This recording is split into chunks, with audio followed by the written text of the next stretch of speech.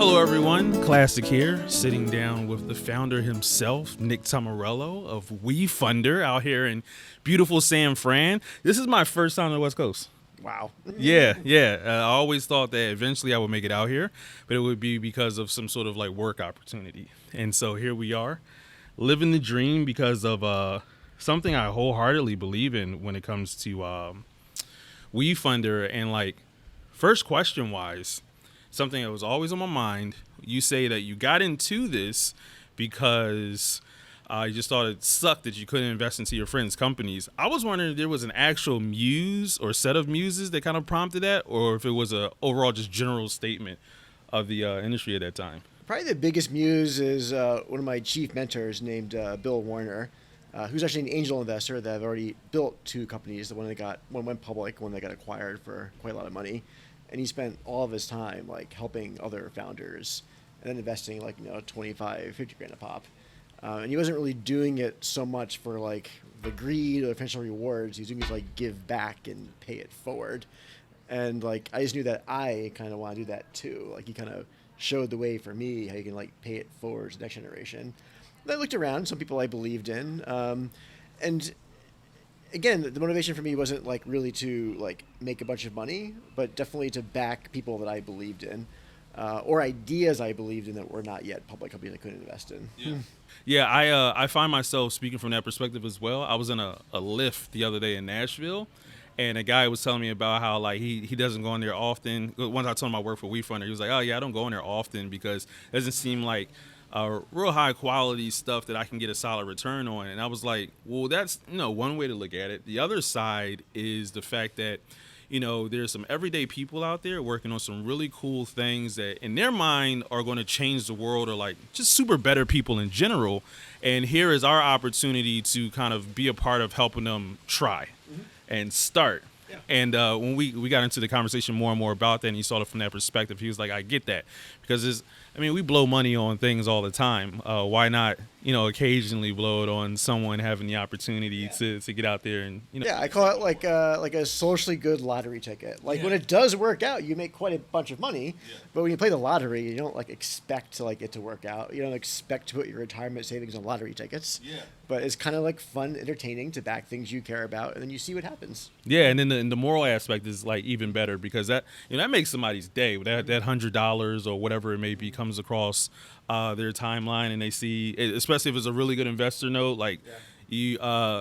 A lot of times you get caught up in a silo just building, and you don't know who you're affecting. And so to get that opportunity to see that, oh man, I really like Curl Mix. A lot of those folks like, man, we use this product. We love this product. Anything we can do to support, because we couldn't find anything for us. And it's just it's an uplifter to the, like 10X. Yeah. And the earlier stage the founder is, the more impactful it is. Like, the first people who like believe in you, and they're not just saying nice things, but like back it up with real dollars. Like the confidence you get from that is like this virtuous cycle where it's not just the money, it's the belief. Yeah. Mm-hmm. I have this second one here. I thought it was really interesting. Something I came across recently, and they were talking about equality versus equity. And I was reading that equality means each individual or group of people is giving the same resources or opportunities. And equity recognizes that each person has different circumstances and allocates the exact resources and opportunities needed to reach an equal outcome. And I thought that differentiator was very important, especially since a lot of people don't have the same starting blocks. Mm-hmm. And I was wondering if you ever considered those two perspectives when you were building this platform, because I think it does a good job of both, where you have this tool that any and everyone can use, but then we also do the work to make sure that those people that need those different boosts get that, and we make sure we can all get to that point of successful, and especially in regards to like whatever that means to that unique individual. Yeah, I didn't use that language when I built Wefunder, but I definitely believe in the quality of opportunity, that people do start at very different locations, and the world is not fair. That is not fair. And everything we can do as the human species to make sure that everybody can reach the potential that they have. And like there's so much diversity in humanity. There's so many different kinds of potential. And I think we address the potential where you have this idea and maybe don't even realize you can do it yet because you're not around the community that even told you it was possible. But maybe we can help them believe that, yes, this isn't possible. Here is someone that was in your circumstance that raised a bit of money and succeeded, and you can do it too. And for me, it's like self-belief is like, I think, one of the most critical parts of succeeding. If you think you are a victim, you probably, it's very, very hard to break out of it. But if you believe that you can be empowered to accomplish something, then you're much more likely to be able to. And with Wefunder, when you have a group of people who believe in you and give you money and say, yes, you can do this, I think it just helps that confidence. Yeah. It's something I like to say is you can't plan for something you never experience, and like you have to get out there and you have to try. But then you also need really good examples. Some people just don't have the ability to start first because they don't have a good bat signal. Like it's easier to follow along a process versus to initiate. And so Wefunder is awesome in that sense of like that first group of people that are doing something completely different. They hit those goals, and then or they're in that area that nobody was looking at, and they see some sort of success. All the folks around it, they like, oh man, I have an example of this thing that I thought meant nothing. It means a lot to folks, and now I have the ability to put forth that effort because I see a positive point of reference. I think that's like, especially like being in Nashville right now, and like all the folks that no one's really looking at Nashville, but once you get inside of it and you see these awesome things that these people are building, it's like, man, I can't wait till you get on the platform because there's somebody in Idaho right now doing that same thing, thinking that there's a ceiling until you come through. And we're, I was wondering, did you give that a lot of thought? Like, it's probably going to create a wildfire effect. Like, the more people we can affect, the more they'll affect other folks that are like completely on the outside. Absolutely. I think every success story is just going to breed more success stories. It just shows what is possible. And the more of them we have, the more people will be influenced by that. I mean, absolutely. And even like when founders like raise money and then fail, I actually view that's a net positive for society because on the second or third attempt, they probably won't fail because they'll have learned so much. And so myself as an investor, if I'm going to invest a few $100s into a founder, like, yeah, I hope it succeeds. I'm going to do my part to help it make him succeed. And if it fails, like, a few $100 lost, but I got to see like how much was attempted and I got to be a part of that journey. To me, it's like worth it. And that journey, I think, is what is inspiring to people. Yes, I think the process more than the result. A lot of times, being able to, a lot of people can resonate coming from nothing, and so when you have that one example of like, oh man, he came from where I came from, like the same neighborhood, same circumstances, and he was able to break through. How did he break through? Because he did this one thing different, and now I'm going to try that myself. What does a perfect world look like for Wefunder? Like everything lines up perfectly, and it's like now we're running on all cylinders, and we accomplish all these things I had written down in my book. Well, I think the great thing about the human race is perfection does not exist because no matter what you actually accomplish, there's always something you can improve, right? And that's like the curse of the human race, right? Like we're living in the golden age right now, but there are so many things we can fix. Yeah. And for me, it's like for Wefunders, like we have just barely gotten started. Why not help tens of thousands more founders get off the ground? Like we funded about 2,000 founders over 9 years. Why can't we do a couple thousand a month? Because to me, like every founder we actually help get off the ground, that's a community of people who are also impacted, whether it be their employees, their customers, their investors. Like every beacon we can get started, to me, is like how we scale out this. And I don't have the right words for this, but in Silicon Valley, there's maybe 20,000 investors here that kind of bet on these crazy ideas. And why can't we create millions of people who kind of take that and bet with smaller amounts of money into things that impact their community? Yeah. Make it a way of life. This is just expected as a thing that you can do.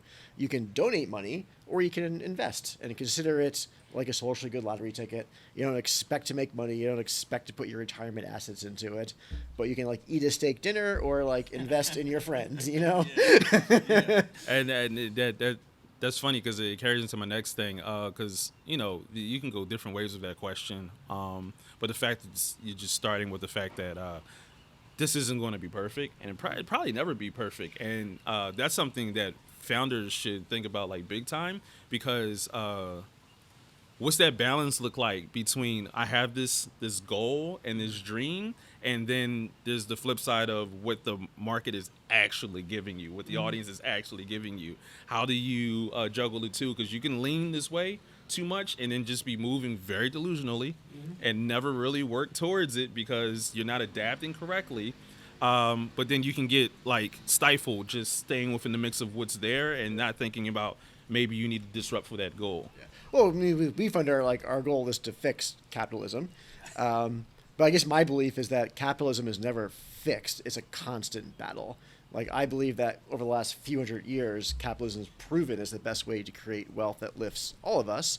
But unfettered capitalism makes the rich get so much more richer that eventually more barriers come up so that people can no longer climb to the top unless every single generation we knock those barriers down. Yeah. And now it's our generation's turn to knock those barriers down. Yeah. Did you know you were going into like a really big fight when you started? Oh, well, yeah, I didn't expect it would take 10 years for the regulations to get fully released. But yeah, I mean, when you're messing with the the ingredients of capitalism, obviously it's a huge fight. I was thinking about that too. Like, one of there was a naivety going into going into it like, oh yeah, this is just going to happen because people want it, people need it, and then you get there and it doesn't happen that way. Like, was there a shake in confidence? Did doubt arise, or did you just see it as just part of the game and you were ready for it? The naivete was,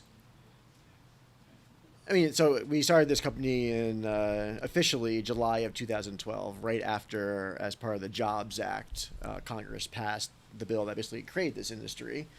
And if we were naive, it was that once that bill was passed, the rest would happen relatively quickly. Yeah. We always thought it was like 9 months away.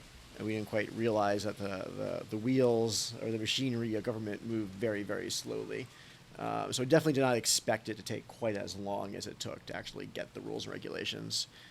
On the flip side of that, to me, it's actually kind of special and amazing that like some random dude with no credibility or like background can like show up to like Washington D.C. and like talk to like senators and congressmen and the SEC and actually like make things happen. Yeah. Like that's like I think a testament to democracy. Yeah. And so the fact that we actually could have an influence with like nothing, it wasn't money that did it. It was just like showing up. Yeah. To me is like a testament of democracy. And being naive actually was good for us because you think, oh, we gotta go hire lobbyists and go bribe people. It's like no, you just like show up and know what you're talking about. And both sides, despite your politics, like if you give up your high-paying job to go work in Washington, D.C., you actually do want to do the right thing. Yeah. And if you show up and actually read the details of their work, you actually can influence them to try to do the right thing. And being naive about that was good. Yeah. I think that kind of holds people back a lot of times. Not knowing you better is a superpower. Like not having those blocks, and because there's so many folks that probably had the idea, but thought I don't have the ear of this person or the money to do this, so what's the point? And that's my point. Like actually to me it was all delusional self-confidence. I'm like, yeah, I got some idea. I'm basically unemployed in Boston. I'm going to show up to Washington, D.C. and make this happen. And then I'm going to build a company and wait 9 years and make it happen. It's like, it's kind of irrational, actually. But that's how the world's shaped by those folks with that irrational confidence. They kind of show up because they see it being better than what's being offered. Like this doesn't feel right to me, and I think that's the calling in it, where it's like I hear what you're saying, I see the statistics and whatnot, but this doesn't feel right to me, and so I'm going to do something about it. That's super cool, super important, and I hope the takeaway from all of this is when people are watching is just do it. Yeah. Like whatever it is, like the worst that can happen is it doesn't work, but that's not the end of the world because you can still try it again. You can refine and keep going until it does work. And so, yeah, man, I super appreciate the opportunity to be a part of this. I think we are one and alike, and that's why this works. Do you have any final words for the founders out there about them? Dude, I think you encapsulated just do it. Like any like new idea is by definition stupid sounding because if it wasn't stupid, it would have been done already. Yeah. And so it's like a bet against the conventional wisdom, and the hardest part is to like grind against against the conventional wisdom Yes. and just make it happen. And yeah, like maybe it works out, maybe it doesn't work out, but it will eventually something will eventually work out if you just keep on trying. Yeah. All right. You heard it from the man himself. Just do it. Just get on that platform. Just do it. Whatever it is, just do it. Super appreciate it, man. Thank you.